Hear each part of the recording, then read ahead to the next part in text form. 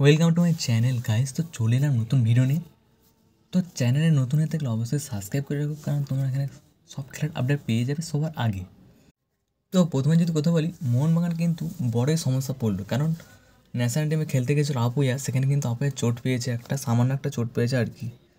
সে চোট পেয়েছিল, মাঠে কন্টিনিউ করতে পারেনি, মানে পারবে না মনে হচ্ছিলো যতটা সম্ভব, কিন্তু মারামার কোচ কিন্তু তাকে পুরো 90 মিনিটই খেলিয়েছে। তো খবর অনুযায়ী আপিয়ার কিন্তু সামান্য চোট আছে শোনা যাচ্ছে। তো এরপর যদি কথা বলি ভারতীয় বংশোক্ত প্লেয়ারদের নিয়ে, যারা ওসিআই প্লেয়ার আর কি, তারা কিন্তু ইন্ডিয়া টিমে খেলার জন্য আগ্রহ প্রকাশ করলো। ড্যানি বার্থ এবং ইয়ান ধান্দা। ইন্ডিয়া ভার্সেস বাংলাদেশের যে ম্যাচটা ছিল আর কি, আয়োজন হয়েছিল, তার যে ফুল টাইম স্কোর মানে ন্যাশনাল টিমের যে অ্যাকাউন্টটা, সেখানে যে পোস্টটা করা হয়েছিল, সেখানে কিন্তু কমেন্টে জানিয়েছে এই দুজনেই, ড্যানি বার্থ এবং ইয়ান ঝান্ডা। তো দেখা যাক আইএফএফ কী করে। তো শোনা যাচ্ছে এই বছর আইএফএফ বলছে নাকি যে ওসিআই প্লেয়ারদের খেলানোর একটা পরিকল্পনা করেছে।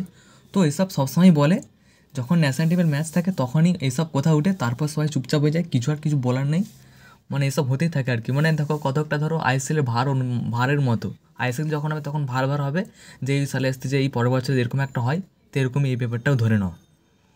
এর আগেও কিন্তু আইএফএফ 57 জন প্লেয়ারকে, ওসিআই প্লেয়ারকে কিন্তু তারা একটা শর্ট লিস্ট করেছিল, আগে জানা গিয়েছিল।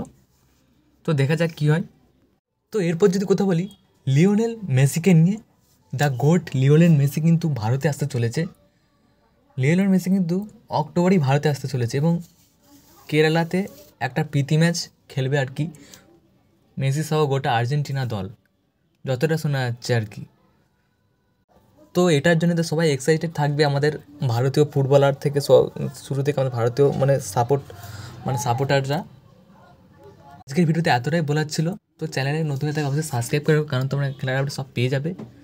ধন্যবাদ।